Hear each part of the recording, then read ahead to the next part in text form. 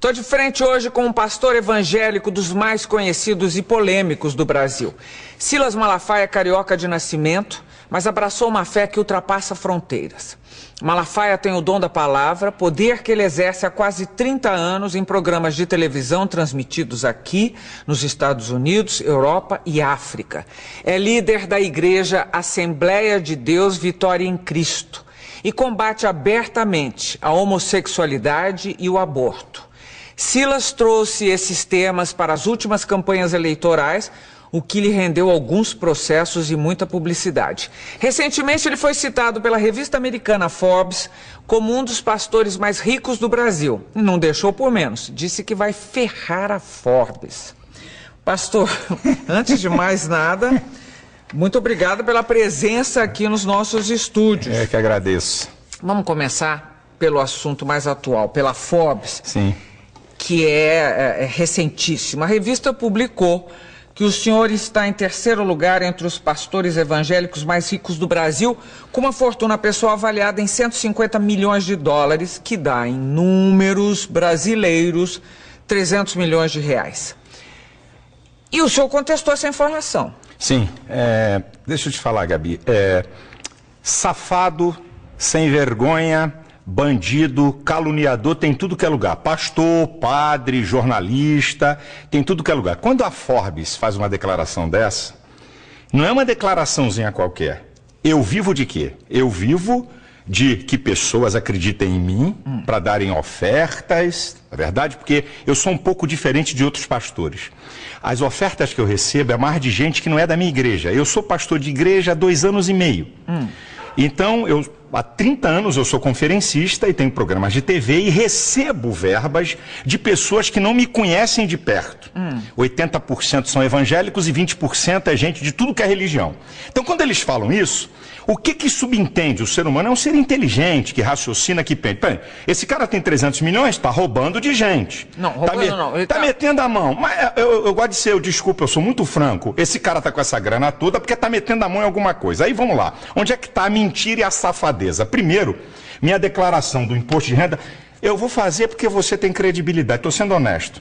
Se eu tivesse no outro programa, um outro jornalista, mas como você é uma jornalista de muita credibilidade, então exclusivamente aqui para você, aqui, e no meu programa de TV. Porque eu não devo nada, não tenho nada a temer, eu tenho aqui o espelho de bens do meu imposto de renda. Tá aqui, coisa sigilosa que ninguém dá, ninguém abre. Eu estou aqui com ele. O meu imposto de renda, depois você pode olhar o final, onde diz sobre o patrimônio que eu tenho, é 4 milhões de reais.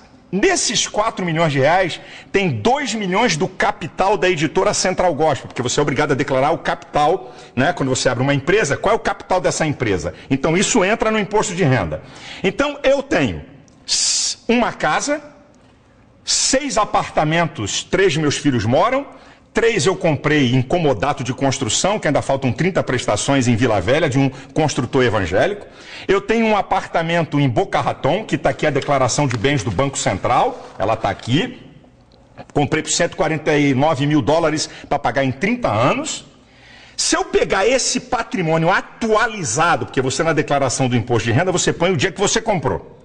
Mas se eu pegar isso e atualizar o valor que vale a minha casa, que aqui está por 800 mil, porque foi quando eu comprei, eu vou ter aqui de patrimônio atualizado de valores de hoje, 4 milhões e meio, ok? Aqui tem 4 milhões porque tem 2 milhões da minha participação na minha empresa. Então, se eu tirar isso e atualizar, então o que a Forbes está falando, primeiro, é mentira. O jornalista, o correspondente, eu acho que ele vai perder o emprego, porque eu vou processar a Forbes nos Estados Unidos. Eu não vou processar aqui. Aqui não tem graça. Eu vou fazer doer lá.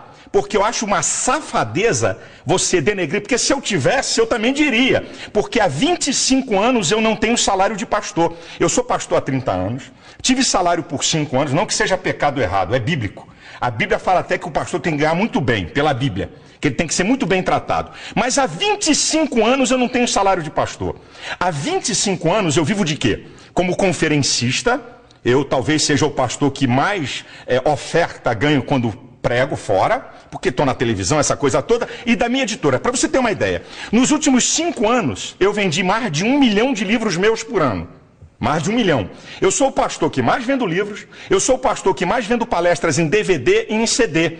Então, eu não posso aceitar que uns caras venham dizer uma coisa com o objetivo, que esse é o objetivo, é colocar um bloqueio na sociedade, que tudo que é pastor, o que ele tem, ou foi roubado dos fiéis, que é um bando, desculpa a expressão, de otários, certo? Então, eu fiquei nervoso com esse negócio. Eu vou contestar um pouco. A revista Forbes é uma revista que trata basicamente de fortunas.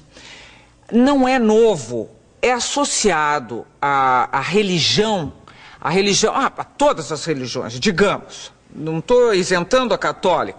As religiões são associadas a fortunas. No caso da evangélica, associada ao dízimo pago pelos fiéis.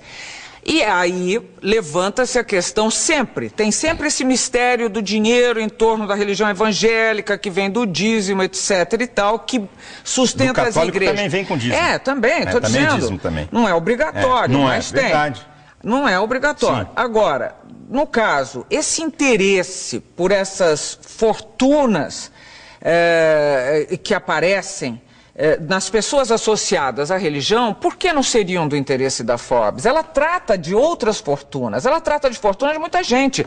Ela cita o Ike como o Ike Batista, ela cita todo mundo. Por que não citaria os brasileiros associados à religião? E mais, a revista se defendeu citando fontes. Ela disse Ministério Público, mentira, Polícia Federal, mentira, e imprensa. Mentira, primeiro. Nunca, não tem um dado na imprensa, seja jornais ou revistas, não tem um dado para ele declarar que eu tenho 300 milhões. 2, a Polícia Federal e o Ministério Público Federal, que são instituições de muita credibilidade, legalmente eles não têm autoridade de falar nada de ninguém. Só tem um órgão, Receita Federal. E que para falar do que eu tenho, um juiz tem que autorizar. Porque sigilo fiscal, sigilo de patrimônios, sigilos bancários, só um juiz pode quebrar. Então eu disse para você, a Forbes pode falar da fortuna de qualquer um, mas fale dos que tem. Quando ele diz que eu tenho 300 milhões de reais, o que a pessoa vai associar?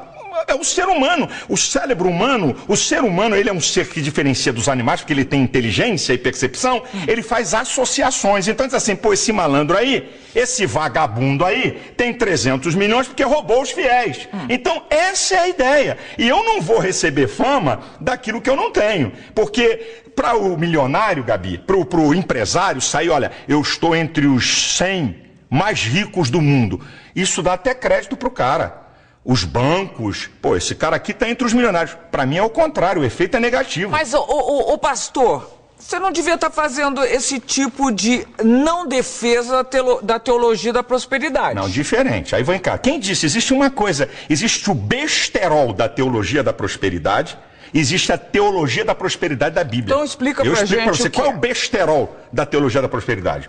Olha, vem para Deus que você vai ficar rico, vem para Deus que se você tem um emprego você vai ser patrão, venha para Deus que você vai ter um monte de casa. Então isso é o besterol da teologia da prosperidade. Agora a prosperidade está em toda a Bíblia.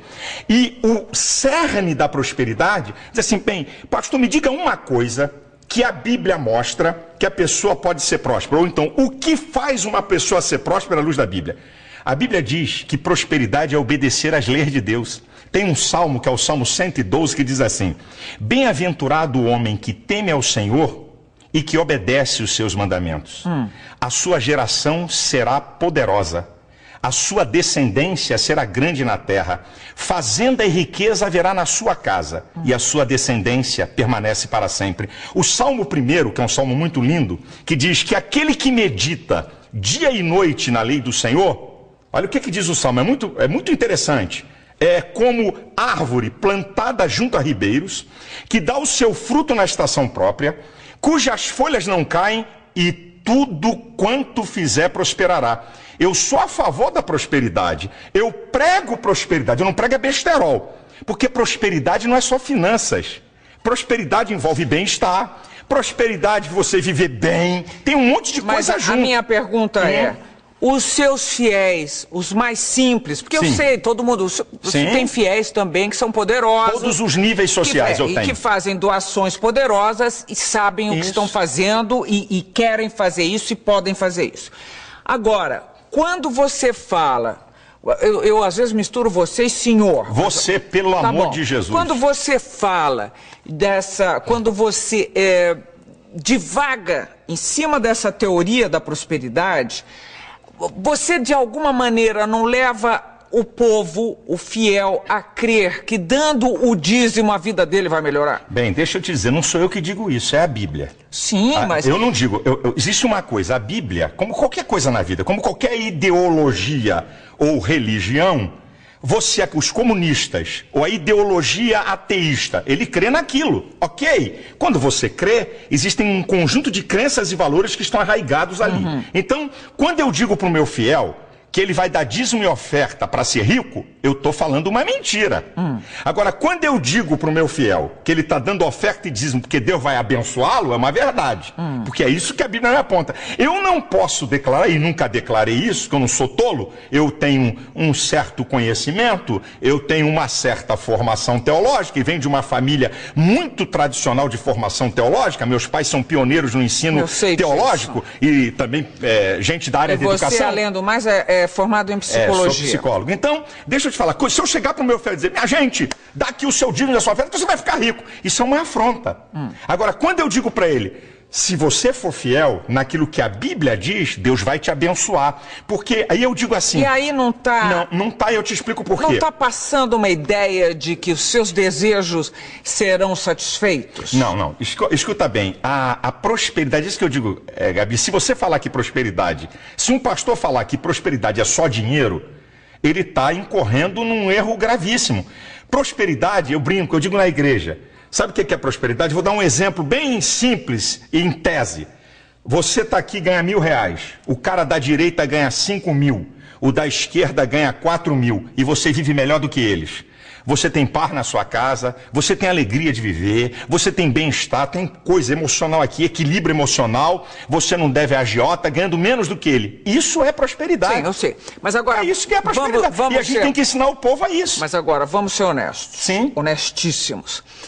O dízimo, esse dízimo de cada fiel repetido, repetido, sustenta e muito bem as igrejas evangélicas. Como já sustentou melhor a igreja católica, mas sustenta. Então, vamos dizer que essa prosperidade chega mais para a igreja do que propriamente para o seu fiel. Vamos dizer, eu acho até um pouco herético, acho meio heresia, porque parece, afinal, que Deus protege mais a igreja do que o fiel dela. Eis aí um engano. E esse é o engano redondo de muitos. Eu vou falar de uma igreja que eu não tenho nada a ver com ela. Ok? Eu não tenho tem muitas discordâncias. Então vamos lá, vou usar outra que vai ficar mais fácil, porque todo mundo percebe. Você acha que o cara que é membro da Universal está dando oferta e dízimo apenas porque um cara muito inteligente, malandro, espetacular, fantástico, fenomenal, consegue persuadi-lo para que durante 10, 15, 20, 30 anos o cara dá dízimo, dá ofertas especiais e não tem nada de benefício? Deus trabalha com uma lei de recompensa. O apóstolo Paulo diz uma coisa linda, ele diz assim, olha, uma coisa eu faço, eu deixo as coisas que para trás ficam e eu prossigo para as que estão na minha frente pelo prêmio. Você sabe que Deus, ele fala de uma lei de recompensa o tempo todo, porque Deus conhece o ser humano. Mas então, qual é a recompensa? Qual é a recompensa? Eu mostro para você, e você pode ir em qualquer igreja. Esse é o engano de muita gente. Você pode ir em qualquer igreja. Eu desafio imprensa, pode ir comigo. Chama, querida, escuta. Mas muita gente já reclamou e já deu matéria dizendo que perdeu tudo. Então você faz o seguinte, você pega do universo, espera aí, vamos para a lei da probabilidade. Então, você tem um grupo, é assim que se faz as pesquisas. Você tem um grupo de 1.000 pessoas, onde 30%, não vou nem ser mais, 30% abandonou a fé, reclamou que perdeu tudo. Agora, você tem um grupo de 1.000 pessoas onde 1 ou 2 estão reclamando. Esse número, Gabriela, não é pastores, não somos nós, eu não mudo vida de ninguém, eu não transformo ninguém. A verdade é que Deus está interessado no bem-estar do homem. Então, o que eu digo para você é o seguinte, vai lá no povo. Como é que uma pessoa, Marília Gabriela, fica 30 anos numa igreja? 40 anos numa igreja, dando oferta e dízimo e não tem benefício nenhum. É um imbecil idiota. Não. Então, como é que é isso? O maior beneficiado são as pessoas em uma igreja. Eu acho que encontra um conforto, um tipo de conforto. Encontra muito mais. Bom, um conforto, um estímulo. Mas... Gabriel, Silas, você falar que alguém não vai ficar numa igreja por uma pessoa, eu garanto pra você, quem tá nos vendo aqui, tá achando você muito mais interessante do que eu, porque existe uma capacidade de liderança, uma maneira de se expressar que faz um líder. Mas você não consegue segurar uma pessoa há 30, 40 anos dando dinheiro. Você até consegue isso pra te seguir. Mas o cara dando bens... Agora, o que acontece? Vamos lá, quais são os graves problemas da sociedade? Drogas é um grave problema, correto? Um gravíssimo problema, que nem eles sabem o que vão fazer, tá? Bebida, 1 em cada 4 jovens... É droga, eu quis separar, né? Porque a bebida é uma droga diferenciada, né? Muito diferente, a gente pensa que é mais leve, que é legal. Então, você tem... as drogas não licenciadas, boa a tua ajuda, e tem a droga legal, problemas. Quais são os problemas? O desarranjo familiar. Minha filha, a igreja trabalha para recuperar essas pessoas sem o Estado dar R$1 no de graça para o Estado. Então o cara, Gabi, nós temos essa experiência, o cara tem um único filho. Ele diz, eu daria tudo que eu tenho para tirar esse cara da cocaína. Eu daria tudo que eu tenho para tirar esse cara do crack. Eu daria tudo para tirar meu marido da bebida. Aí vai para a igreja. O filho volta, é restaurado. Quanto vale isso? É ele. Aí você vai perguntar a ele assim, eu fui beneficiado? Ele diz assim, se eu der o dinheiro todo que eu ganho, não paga, não é o que o pastor fez. Eu não gosto desse negócio de pastor. Pastor é apenas um condutor, mas o que Deus faz na vida das pessoas. Eu não faço nada, Gabi. Eu creio num Deus que faz. Ô Silas, mas agora, vou terminar esse bloco. Mas você anda de avião? Sim. Você é uma igreja que tem avião próprio, você citou um apartamento nos Estados Unidos, e uma outra matéria que eu li sua, você dizia que alguns apartamentos a pagar há 30 anos. Não, um apartamento e esse que eu te informei está na minha declaração de imposto de renda. Alguns outros, mas não importa. E outros aqui no Brasil. Mas não importa. Meu, que não foi com dinheiro de igreja. Não estou dizendo que você não mereça. Você fez uma coisa convincente. Mas o que eu estou querendo dizer é se não é herético imaginar que você foi mais favorecido do que quem está esperando também. É porque você não conhece as ovelhas e os membros das igrejas, o que aconteceu na vida deles. Você não tem ideia disso. Vamos lá, estou chegando ao fim do primeiro bloco de frente com o pastor Silas Malafaia e a conversa está apenas começando. Eu já sabia que vinha bomba pela frente, ele é forte. Nós voltamos em seguida. Até já.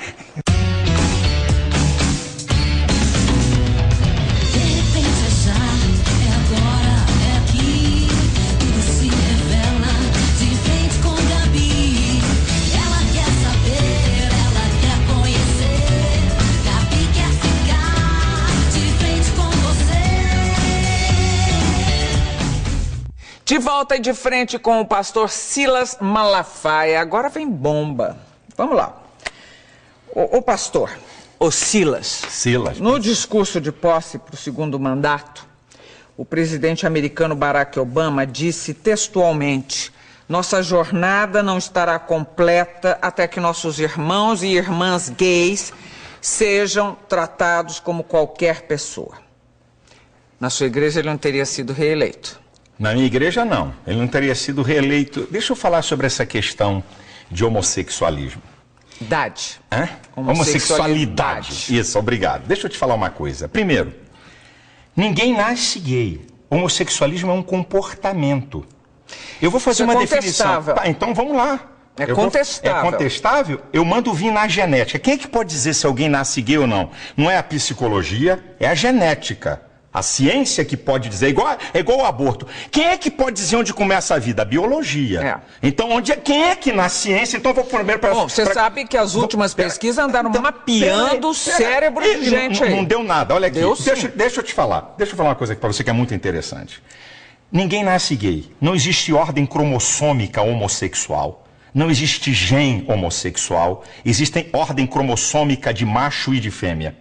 Então vou fazer uma definição de homossexualismo. Um homem e uma mulher. Homossexualidade. Não, homossexualismo, a prática. Eu posso falar homossexualismo ou a homossexualidade, não tem... Não, é que o homossexualismo caracteriza doença. Não, mas eu não vejo como doença. Eu não vejo como comportamento, nada de doença. Então, a homossexualidade, um homem ou uma mulher, por determinação genética, e homossexual por preferência aprendida ou imposta. Agora vamos para a pesquisa.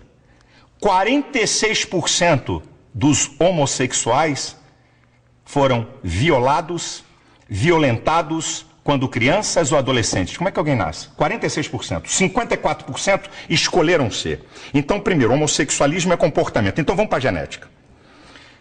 Gêmeos iguais, estou falando de genética. Gêmeos iguais, isso é o mesmo embrião que se divide, tá? É chamado geneticamente iguais. É homozigóticos. São gêmeos iguais.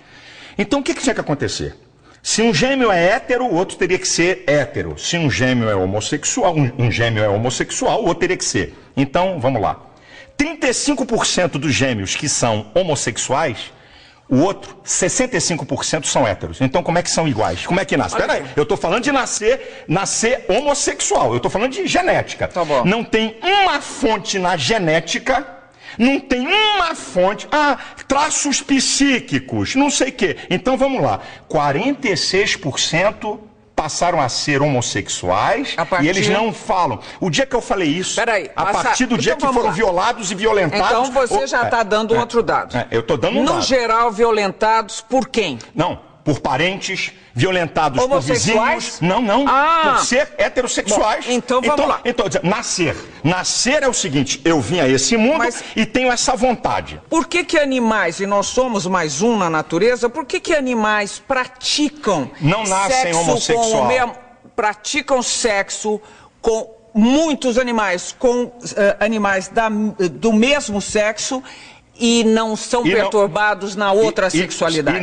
E não é, os animais não são considerados uma prática homossexual. Vem cá. Não há olha a pergunta que você me fez. Olha a pergunta.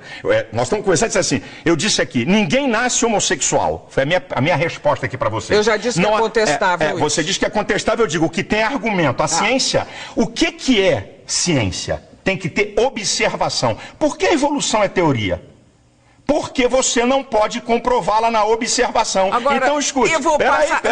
Essa conversa não vai terminar nunca. E eu quero saber de você. Você quer saber, eu tenho que te responder. Eu quero saber qual é a tua questão então, vamos lá. com a homossexualidade. Eu vou te dizer qual é a questão. A minha questão aqui no Brasil é os direitos que eles querem em detrimento da coletividade. Quais são os direitos? Os direitos? Então eu vou dizer para você. Serem respeitados, não serem mortos e agredidos. Não, nada disso. Vamos lá, você está falando de mortos. Quando eles falam de números, que eu acho que ninguém deve morrer. Eu não quero que ninguém morra de nada. Mas quando eles utilizam números, é contra eles totalmente. Eu vou nessa do número já. Mas vamos aqui. O que eles querem na PLC 122?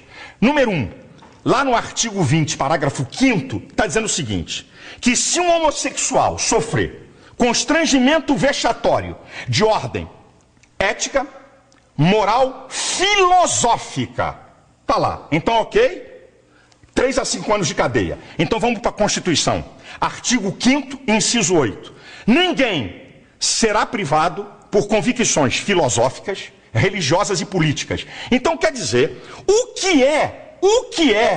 No caso deles, que eles estão querendo ser tratados como os outros. O que é constrangimento filosófico? Quem é que define isso? Significa o quê?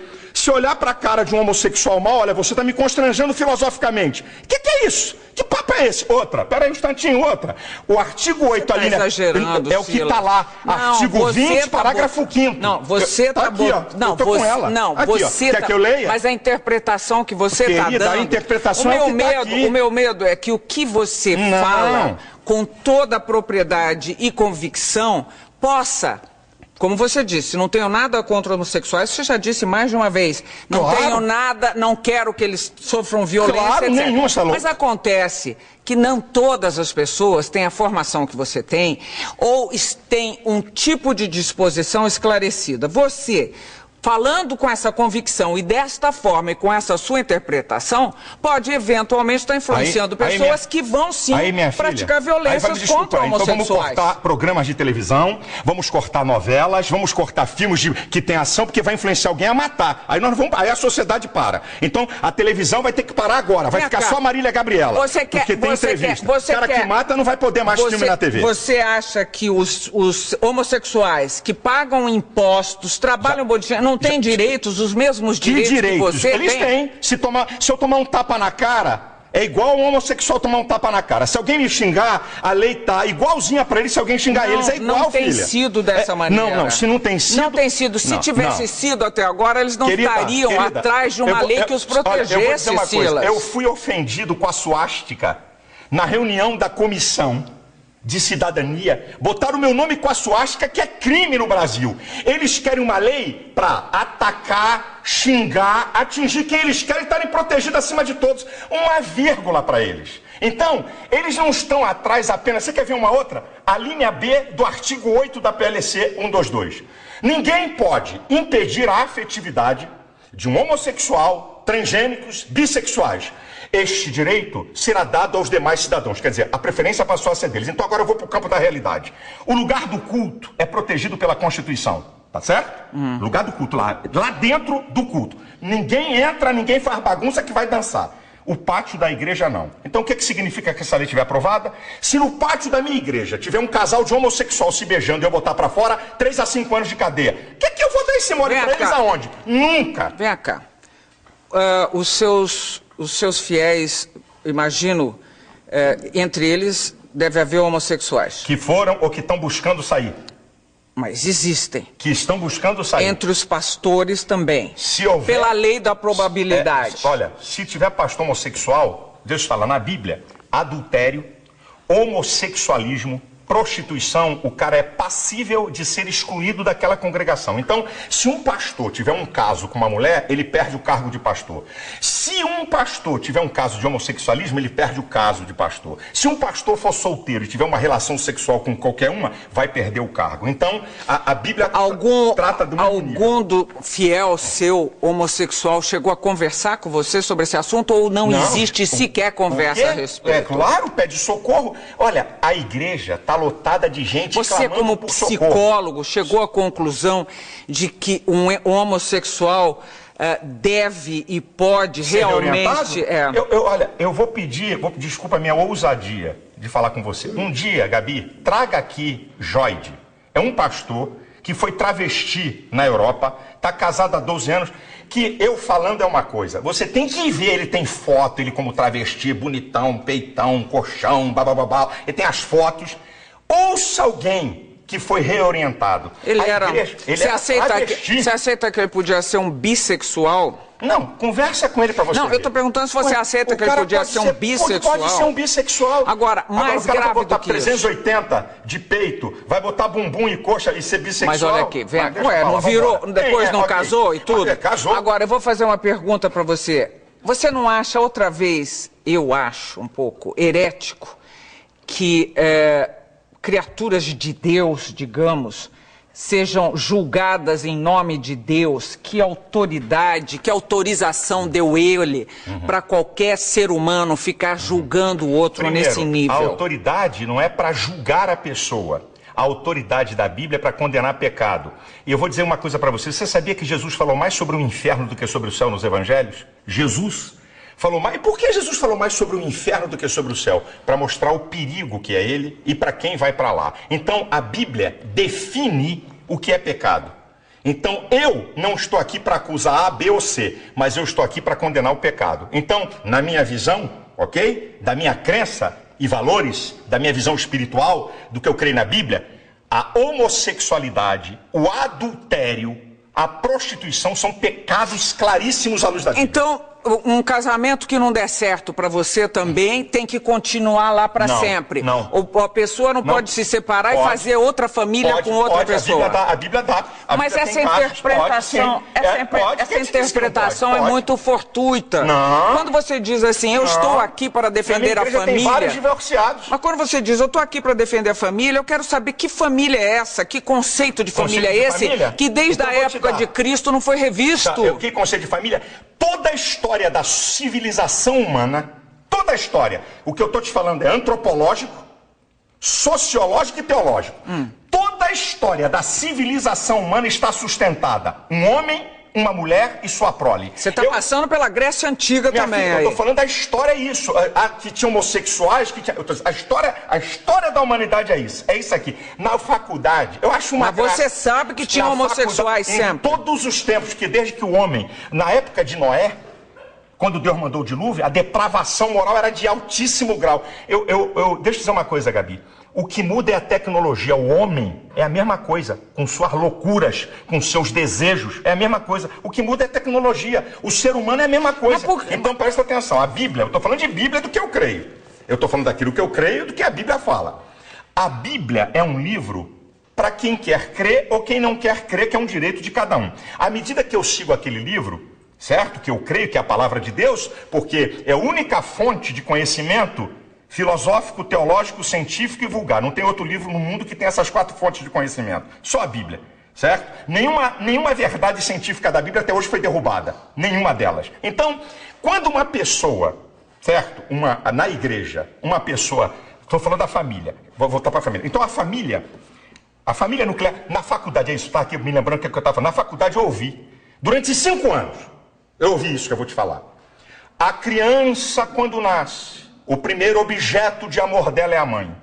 Ela faz ruptura dela com a mãe a partir da figura paterna. A partir da figura paterna, a criança faz diferenciação entre ela, a mãe e o mundo.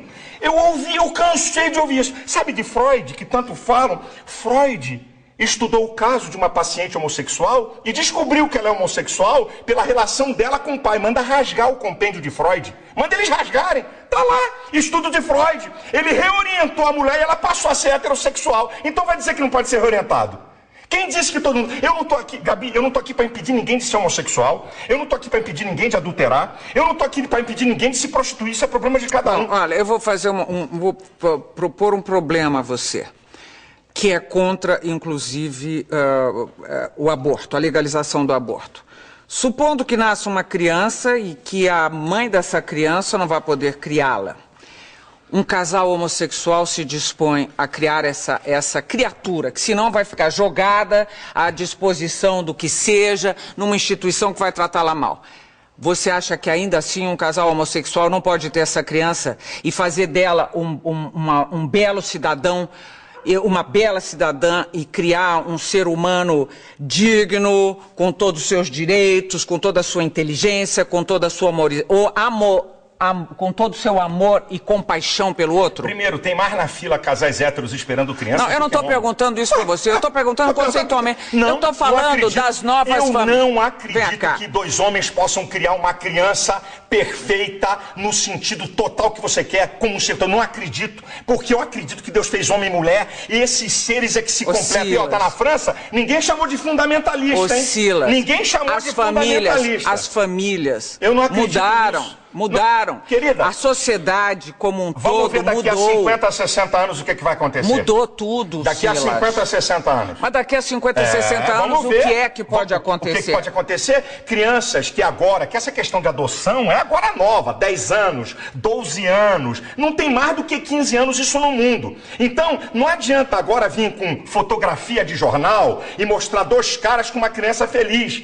Essa história pra mim não me convence. Não estou falando só disso, estou falando de 2 mulheres ou 2 homens. Eu não acredito que 2 homens e 2 mulheres tenham capacidade para desenvolver um ser humano. Não acredito. Eu acredito que um homem e uma mulher... Eu não acredito nisso. Eu conheço muitas pessoas que foram criadas dessa forma. Daqui a uns 30 anos você pode me dizer alguma coisa. Você já está pré-julgando, Silas. Você é Deus, você está julgando e pré-julgando. Não, você está pré-julgando. Eu estou dizendo sobre o que eu aprendi. Você está dizendo que uma criança ali criada, daqui a 30 anos vai ser o quê? Eu não sei, tem minhas dúvidas. Ué, você está falando, vai ver o que vai acontecer. Assim como uma criança ser criada por leviano, um pai leviano, eu tenho minhas dúvidas sobre ela. Um pai bandido que bate na mulher. Tenho minhas dúvidas. Uma família que tem um pai maldito. Tenho minhas dúvidas. O que vai dar essa criança? Eu até acredito que o ser humano, por ele ser um ser inteligente, ele possa romper uma história e construir uma história nova. Não significa que filho de bandido vai ser bandido e filho de bacana vai ser bacana. Um cara pode romper a sua história para pior e para melhor. Agora, eu estou falando aqui na tese que você está me apresentando. Das novas famílias. Da tese. Eu posso defender as minhas teses com a maior veemência possível. E não significa que eu odeio as pessoas. Eu sou muito veemente para defender meus princípios. É meu jeito. Você mesmo já falou, eu sou polêmico, meu jeito. Eu defendo com muita vontade. Agora, eu amo profundamente. Uma vez um repórter perguntou assim para mim: pastor, vamos lá, se seu filho fosse homossexual, como é que o senhor agiria? Eu disse para ele: eu amaria 100%. 100% e discordaria dele 100%. Quem disse que amar é dizer fazer um amém? inferno da vida do seu filho. Não ia não. Nessa. Oh, eu ia mostrar a ele, eu ia tentar ajudá-lo com o meu amor. Sabe por quê, Gabi? O ser humano pensa que amar é falar que o outro quer ouvir. Supondo que ele não conseguisse... Vai continuar o caminho dele. E você ia continuar enlouquecendo seu filho. Não, isso aí você me julga. Agora você falou isso. Eu disse que eu vou discordar 100%. Eu vou discordar mesmo? Olha, o filho de a mãe de um bandido vai na cadeia e eu tenho trabalhos em penitenciária. O filho é assassino, fascina. Ela o ama profundamente. Agora pergunta se ela concorda 1 milímetro com aquilo. Concordar com uma prática é uma coisa, amar a pessoa é outra. Eu amo os homossexuais, mas discordo 100% de suas práticas. Então repita isso, por favor. Eu amo isso, eles sabem. Não, diga de boca cheia. Não, eles sabem, eles não são bobinhos, não. Eles sabem. Então diga. Eu amo os homossexuais, como amo os bandidos, amo assassinos, vambora, eu aumento o leque, porque eu amo, porque o ser humano, Gabi, o ser humano é a coisa mais importante. Veja, você está colocando o homossexual lá de bandido, assassino, todas as pessoas, não, mas para dizer, olha, eu não gosto de uma prática, então estou dizendo para você. Peraí, vamos lá, vamos parar aqui, porque nós temos mais um bloco pela frente. E eu juro que não vou bater nele. E ele não vou deixar que bata em mim, não. Estamos terminando mais um bloco de frente com o pastor Silas Malafaia. Nós voltamos já já. De volta de frente com o pastor Silas Malafaia. Silas, nós temos 3 minutos, porque estouramos todo o nosso tempo anteriormente. Eu queria falar sobre, primeiro, política e religião caminham bem juntas? Você acha... nós temos um Estado laico. Sim. Agora, os evangélicos é laico, mas não é laicista. O vai Estado daí é laico, que... mas não é laicista. Vai daí Estado, que... Vai daí que, assim como um ateísta pode, com as suas convicções, trafegar na política, eu também com as minhas convicções religiosas posso. O que eu não posso é querer fazer com que a minha religião seja dominante, entre pela goela das pessoas. Agora, eu como cidadão, porque o que você é e eu sou? Mas você não quer ser político, por exemplo? De jeito nenhum, nunca serei. Mas quer influenciar na política? Com toda certeza, não só na política, na sociedade. Olha, Silas, vamos falar agora, eu li uma matéria recentemente sobre a formação de novos pastores. O catolicismo investe muito na orientação de padres, que leva, em média, 5 anos para se formar, né, um padre. Como é a formação na sua igreja? Na minha igreja, o pastor, né, para eu poder consagrar o camarada pastor, no mínimo, no baratinho, ele tem que ter um 2º grau, com um curso básico teológico, no mínimo. E curso básico é o quê? É um curso de 2 anos, é um curso básico. E na igreja eu tenho um curso para prepará-lo, que também é um curso, não é de muito tempo, leva aí uns 4, 5 meses, para poder dizer para ele o que a igreja pensa, o que a gente é, como é que é. Isso é o seguinte, é uma caminhada para eu chegar, porque esse é o meu sonho, para eu chegar no nível... Agora ainda não dá, não cabe, não tenho como fazer isso, mas na minha igreja já vai chegar para o cara ser pastor, vai ter que ter um bacharelado de teologia para ele poder ser pastor. Biblicamente falando, o pastor ele tem que ser um vocacionado por Deus e ele tem que buscar se preparar para o exercício daquela vocação que ele deu. A minha igreja é uma igreja muito fincada na palavra, isso é. Lá não tem blá blá blá de conversinha fiada. O cara tem que abrir a Bíblia e ensinar a Bíblia. Então requer nele preparo e conhecimento e pesquisa. Agora, Silas, eu quero eu juro, nenhuma capciosidade na pergunta. Quero que você me responda honestamente. E estamos pensando amplo, estamos pensando de sobrevivência e tempos. Eu sei que é uma profissão hoje bem assalariada, esses meninos, você já disse que um pastor ganha de... 4 a 22 mil na minha igreja. E aí, as igrejas têm se desmembrado e têm surgido novas igrejas. É um bom negócio? Não, como negócio não é bom. Vou te explicar por quê. Não é negócio. Porque as igrejas, Gabi, é o seguinte, tem gente enganada aí pra caramba. Quando alguém me vê, ou quando alguém vê aí R.R. Soares, Valdemiro, Macedo... É igualzinho, tá vendo, o Cristiano Ronaldo no futebol. Existe uma meia dúzia de pastores de alto nível, de salário e tudo. Mas a grande massa de pastores evangélicos no país não ganham mais do que 5 salários. É isso que muita gente está enganado. Existe, como em todo, por exemplo... Mas as igrejas são ricas. Por exemplo, elas têm nem todas, sede em todo o país. Nem todas a sua tem a minha quantas? igreja tem 120 igrejas, 70 são alugadas, 50 são próprias, 70 são propriedades alugadas.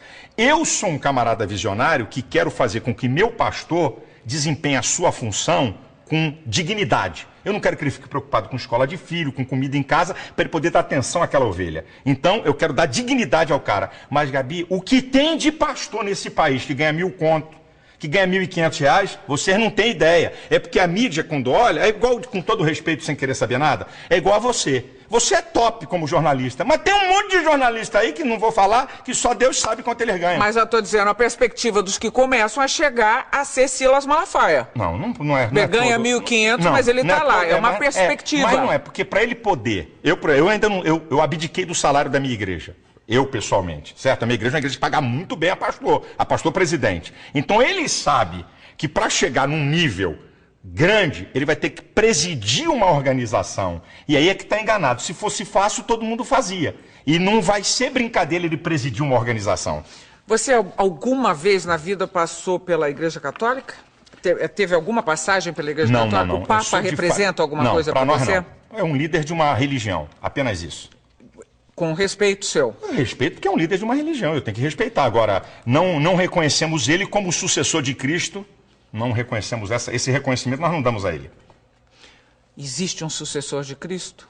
O sucessor de Cristo são seus discípulos, que ele mandou a gente aqui na terra imitá-lo e pregar o que ele deixou. Não tem uma pessoa, ele não deixou esse cara aqui vai comandar. Não teve essa. E outra, se Pedro foi sucessor de Cristo, esqueceram de avisar eles que Pedro era casado, Jesus curou a sogra de Pedro. Devia de liberar eles para casarem. Mas vamos embora, é outra história.